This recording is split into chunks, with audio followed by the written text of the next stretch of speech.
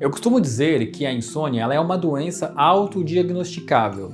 Afinal, a palavra insônia ela é muito comum ao nosso vocabulário. Basicamente, é normal dizer após uma noite mal dormida que esta noite eu tive insônia. Mas será que insônia é apenas isto? Como saber se eu estou sofrendo de insônia de forma crônica, a ponto de procurar ajuda, ou se é algo muito pontual em minha vida, algo passageiro? Vamos acompanhar aqui na tela, nesse próximo slide, a descrição do que é insônia, tá? Vamos lá então. Se a gente ler aqui a descrição, nós vamos checar que o transtorno de insônia ele é um distúrbio do sono que envolve a insatisfação frequente e persistente com a qualidade e ou a quantidade do sono. Isso aqui é muito importante, tá, gente? E tem a sua origem principal relacionada à falta de oportunidade e circunstâncias adequadas para o mesmo, além de não ser mais bem explicada por outro transtorno do sono, como narcolepsia, como transtorno respiratório e ou outra condição médica. Como assim, Renato? A insônia, que nós estamos ensinando você aqui a tratar nessa semana da ciência do sono, é a insônia onde a sua origem é a partir de hábitos e comportamentos diurnos ou noturnos que não oportunizem você a dormir bem, tá legal? Ou seja, se a sua insônia ela é um sintoma derivado de uma outra condição médica, o tratamento deverá ser outro, deverá ser então essa condição médica. Como por exemplo, vamos supor que eu tenho insônia porque eu tenho hipertensão, né? Então se essa insônia é um efeito colateral do aumento da pressão arterial à noite, você deverá tratar inicialmente essa pressão arterial para depois ter o benefício do sono. Mas fique tranquilo, tá? Assim, porque a imensa maioria das pessoas, aproximadamente 80%, 90%, de quem sofre de insônia, estará sofrendo por conta de hábitos e comportamentos inadequados em relação ao sono, ok? Isso aqui é muito importante. Outro ponto importante também é que o transtorno de insônia ele é uma insatisfação frequente e persistente com a quantidade ou qualidade do sono. Como assim? Nós começamos a avaliar a insônia a partir de menos de 6 horas por noite dormidas. E também a partir de como a pessoa desperta, ou seja, se ela acordar muito cansada no dia seguinte, por mais que ela acredite que tenha horas longas de sono, ela também sofre de insônia. Mas para que a gente possa dizer que alguém tem um transtorno crônico de insônia, ela precisa passar por esses dois pontos de checagem.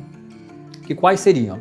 Você precisa manifestar a insônia por no mínimo 3 noites por semana, por no mínimo 3 meses. Então, se 3 vezes por semana, por no mínimo 3 meses, você tem esse transtorno de insônia, né, você passa então a ter o que nós chamamos de transtorno crônico de insônia. E aí a procura por ajuda começa a ser urgente, tá? Ah, Renar, mas eu ainda não bati o transtorno de insônia, né?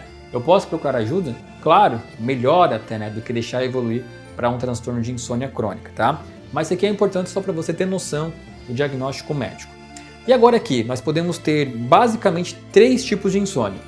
Nós podemos ter a insônia inicial, que é aquela insônia onde a pessoa deita para dormir, né? E seja qual for o motivo, pode ser um estado de alerta muito aumentado à noite, ou pode ser uma relação não adequada com o seu quarto, eu vou explicar isso um pouco mais para frente, mas o fato é que a insônia inicial é quando a pessoa deita para dormir e leva mais de 30 minutos para dormir, tá? O ideal é você dormir em até 30 minutos, mais do que isso já começa a configurar o que nós chamamos de insônia inicial.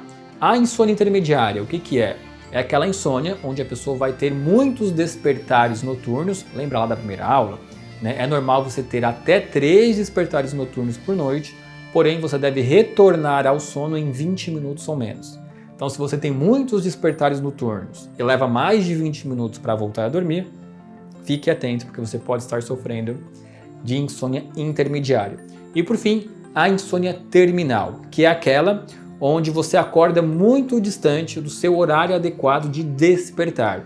E na insônia terminal você não consegue retornar ao sono. Você acorda lá, por exemplo, me programei para acordar às 6 horas da manhã. E você acorda às 4 e não consegue voltar ao sono. É qualificado então como insônia terminal. O ponto legal, gente, dessas nomenclaturas que eu trouxe, que as técnicas que nós vamos aprender servem para esses 3 tipos de problemas, tá?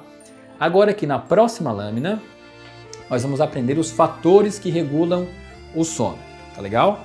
Então vamos lá, pessoal, além de aprender o que é esse transtorno de insônia, também é muito importante que a gente veja os sintomas diurnos da insônia, tá? Por que isso é interessante? Porque muitas pessoas acreditam que a insônia é algo que se envolve somente com a noite, quando não, tá? Quando nós também temos muitos sintomas diurnos.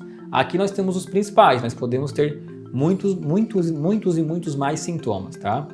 Olha que interessante, né? O transtorno de insônia, ele sempre será acompanhado de sintomas diurnos, que afetarão em maior ou menor grau suas habilidades sociais, ocupacionais, comportamentais, acadêmicas ou em outras áreas importantes da sua vida. Abaixo, nós vamos ver os principais sintomas que a insônia pode provocar em você, como, por exemplo, diminuição de energia ao longo do dia, né? Estar muito cansado, queda de humor, é bem comum, pessoas que dormem mal têm uma variação importante de humor, piora da concentração de maneira geral, nós vamos ter um prejuízo cognitivo quando a gente dorme mal, aumento da ansiedade e, é claro, a sonolência, tá?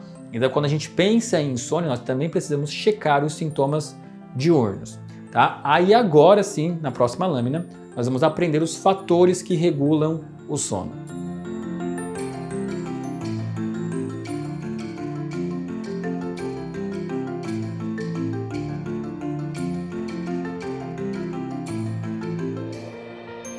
Bom, agora que você já aprendeu o que é a insônia, vamos avaliar os fatores que regulam o sono. Porque quando o paciente apresenta insônia, normalmente as causas estarão nesses fatores. Vamos ver aqui na tela então, né, quais são esses fatores que regulam o sono. De maneira bem geral, pessoal, tá? O sono ele vai ser regulado por 3 fatores. Depois, na sequência, nós vamos passar por esses fatores, tá? Com calma, para eu poder explicar para você. Mas qual que é o fator número 1? É o impulso para dormir. Esse aqui tem até um nome que eu gosto de falar, tá? Eu costumo chamar ele de fome de sono, que basicamente é tudo aquilo que nós fazemos ao longo do dia que vão aumentar a nossa fome de sono, que vão aumentar a nossa pressão do sono, tá? Depois, um outro regulador do sono é o ritmo circadiano. O ciclo circadiano, também conhecido como ritmo circadiano, é o mecanismo pelo qual nosso organismo se regula entre dia e noite. E a partir dele, nossos processos fisiológicos são comandados para que nosso corpo consiga acordar, sentir fome, estar ativo, ficar com sono e assim por diante. Então, o ciclo circadiano ele é o conjunto de relações e reações que acontecem em nosso organismo no período de 24 horas. É um processo fisiológico do nosso organismo, mas que pode ser moldado por nossas ações. Logo, se conhecermos então o ritmo ideal do nosso corpo e passamos a agir de acordo com as suas orientações, estaremos atuando a favor do corpo e não contra ele. E o último item aqui na tela, né, o último item que regula o sono, é o nosso estado de alerta, que aqui é bem simples, tá, gente? O que é o estado de alerta? É você deitar na cama, né, e você ter um estado de alerta aumentado. Pode ser a ansiedade, pode ser o estresse, né? Você deita na cama e começa a ter muitos pensamentos. E isso aí, naturalmente, vai evitar com que você consiga dormir. Tem até uma frase que eu gosto muito, que eu aprendi com um professor meu, que diz mais ou menos assim: para que a gente possa dormir, nós precisamos de 2 coisas. Um corpo cansado e uma mente quieta, tá? Então, basicamente, um corpo cansado vem do impulso para dormir e uma mente quieta vem desse estado de alerta reduzido, tá legal? Agora aqui, gente, na sequência, no próximo slide, nós vamos avaliar o que fortalece e enfraquece os fatores que regulam o sono, tá legal? Vamos lá para ver então. Aqui, ó, fatores que enfraquecem o impulso para dormir, tá? Só para fazer também aqui com vocês um exemplo, eu acho que vai servir bem para esse caso, tá? O impulso para dormir, ele parte da ideia, da premissa básica de que quanto maior é a nossa janela de tempo acordado, maior vai ser a necessidade de dormir. Então vou trazer um exemplo aqui para você, tá? Imagina que você vai jantar às 20 horas da noite, tá? E agora são 17 horas e você já está com muita fome, tá? Então se você conseguir ficar até às 20 horas sem comer, essa fome vai aumentar. Mas agora imagine que antes desse jantar às 20 horas você come ali um aperitivo, né? Um tira-gosto. Isso vai fazer o quê? Reduzir a sua fome no jantar. O fator que regula o sono, né, que é essa fome de sono, esse impulso para dormir, é mais ou menos assim. tá? Ele parte da premissa de que nós precisamos fazer ações ao longo do dia que aumentem essa pressão para dormir. E aqui na tela a gente tem fatores que enfraquecem o impulso para dormir. E o principal fator que enfraquece esse impulso para dormir, eu costumo dizer, tá? Qual que é o pecado capital na insônia? São os cochilos, tá? Isso aqui é interessante, tá? Por quê? Vamos ver na tela, olha só. Muitos insones querem aproveitar as oportunidades que o sono vem para dormir. Mas isso é um grande erro. Seja forte e resista às sonecas. Assim chegará na noite com um desejo maior pelo sono. Isso aqui é interessante por quê? Porque a pessoa que tem insônia, ela acredita ou ela se dá o direito de, quando aparecem oportunidades ao longo do dia, ela acredita que ela tem o direito de dormir. Tá? Porque ela pensa, poxa, eu dormi tão pouco, né? Tô tão cansado, então vou aproveitar aqui esse momento para dormir. Mas se você quer tratar de fato a sua insônia e conseguir dormir à noite, evitar cochilos é fundamental, gente, tá? Você precisa ter uma resistência quase que espartana aqui, que é ficar acordado. Você precisa chegar à noite com fome de sono. Então, tudo aquilo que você faz ao longo do dia que aumenta essa fome, por exemplo, evitar cochilos é muito importante. Outro ponto importante aqui, a mesma coisa do exemplo anterior, tá? Dormir mais que o habitual. Quando você dorme até mais tarde, a janela de horas sem dormir fica menor, então seu apetite por sono reduz. A gente parte da premissa básica que é aumentar a janela de tempo acordado, tá? Então eu sei que se você sofre de insônia, é muito difícil de regular o horário que você dorme, porque isso você não vai conseguir num primeiro momento, né? Mas você consegue regular o horário que você acorda. E aí novamente é comum, a pessoa foi dormir às 3 da manhã com insônia. Gente, ela tem que despertar entre 6h30 e 7 horas da manhã. Aí ela vai olhar 8 horas da manhã no relógio. Ah, mas eu dormi tão mal, então vou estender um pouquinho aqui. Errado. Novamente errado. Você precisa evitar dormir mais que o habitual. Então a gente começa regulando a insônia pelo horário de despertar. Qual que é o horário mais adequado de despertar?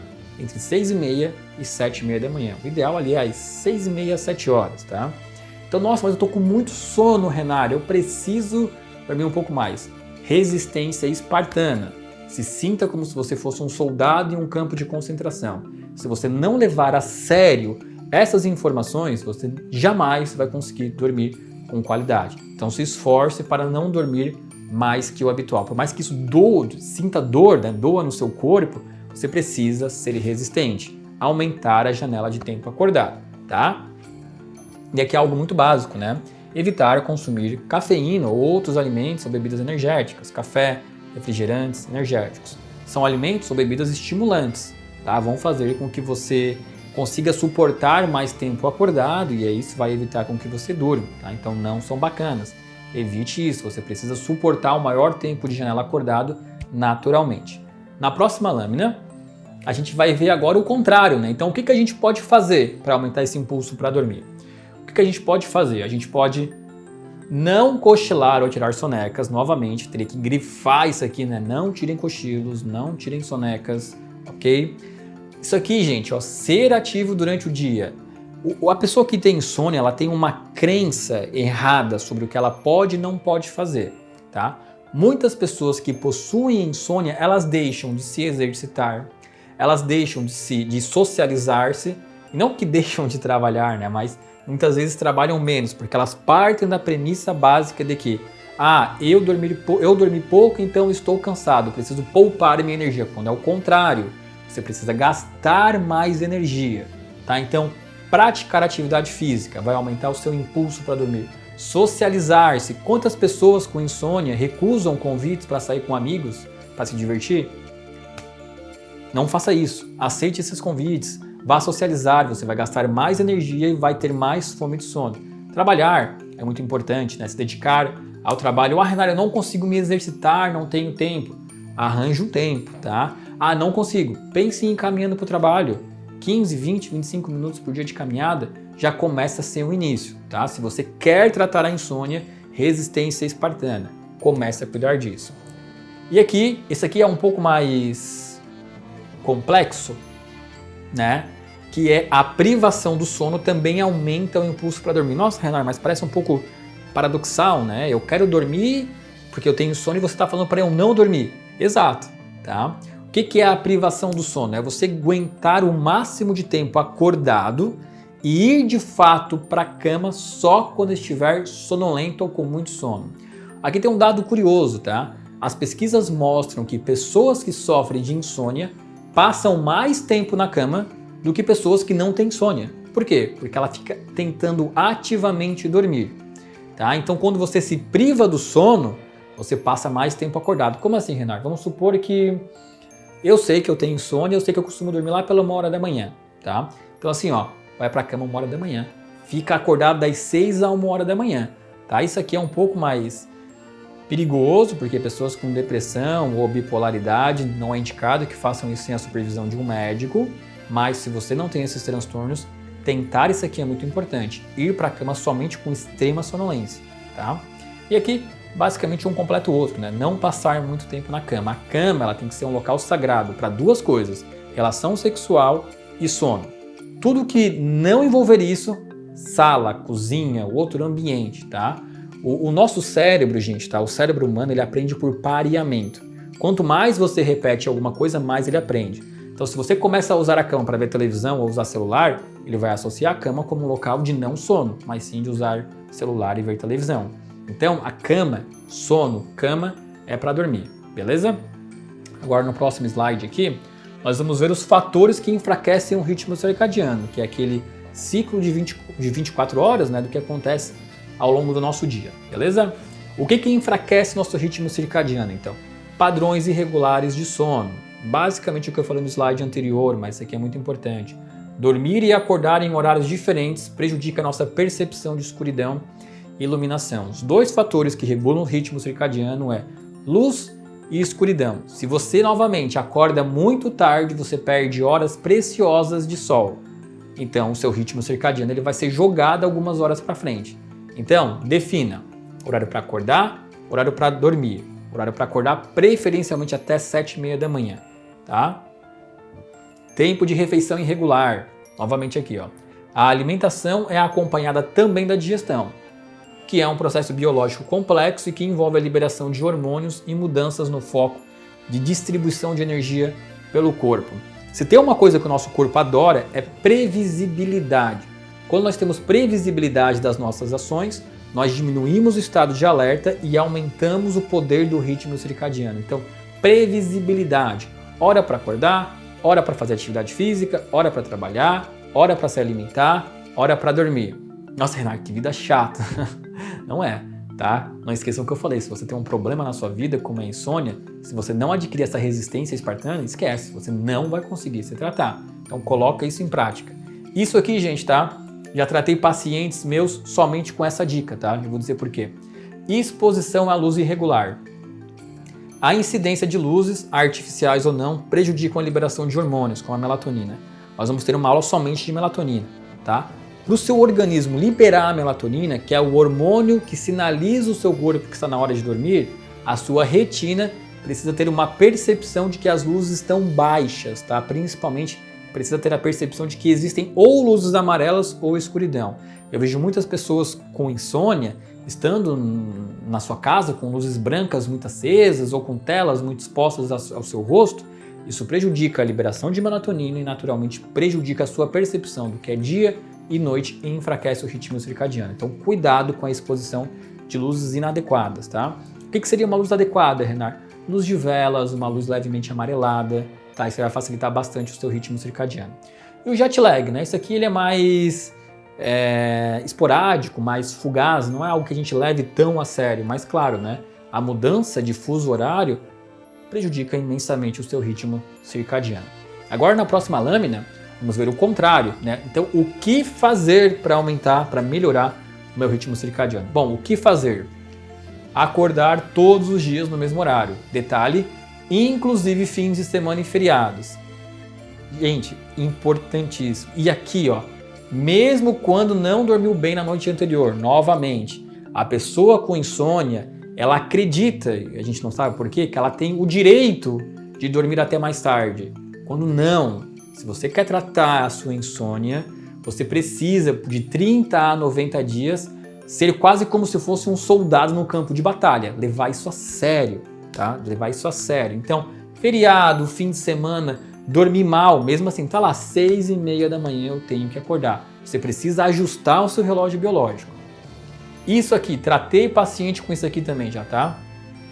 Ficar exposto à primeira luz da manhã. Gente, eu acordo 6h30 da manhã, tá? A primeira coisa que eu faço na minha casa quando acordo é vou no quarto do meu filho, no quarto com a minha esposa, abro a janela, luz de sol na cara de todo mundo, tá? A luz solar, né, a nossa retina dos olhos, ela percebe a luz solar e quando ela percebe a luz solar, ela envia um sinal para o nosso núcleo supraquiasmático de que é dia e ele aumenta a produção de serotonina, um neurotransmissor do bem-estar. Tá? Então, quando você se expõe à primeira luz da manhã, você envia um sinal para o seu corpo que diz: ei, é dia, vamos acordar, começou, bora para a vida. Agora, se você acorda 8h30, você já perdeu preciosas 2 horas de luz solar. E aí, novamente, o seu ritmo circadiano é jogado para frente. Então, exposição à luz solar é fundamental. Diminuir a intensidade da luz à noite, como falamos anteriormente, né? E manter horários regulares para a refeição. Previsibilidade para o seu corpo. Ele precisa disso, de previsibilidade, tá? Agora, no próximo slide, nós vamos aprender uma coisa que é quase óbvia, né? Mas que é importante falar. Que é o quê? O que fazer para diminuir nosso estado de alerta noturno? Gente, você consegue dormir quando está ansioso à noite?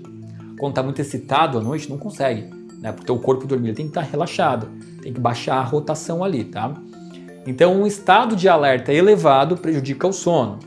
E aí, o que nós podemos fazer, né, para reduzir o estado de alerta? Nós vamos ter uma aula, se não me engano, eu acho que é a aula 3, a próxima aula, onde eu vou ensinar para você algumas dicas baseadas na terapia cognitiva comportamental de como, não de como tratar a ansiedade, mas como de espantar pensamentos ansiosos no período da noite, tá bom?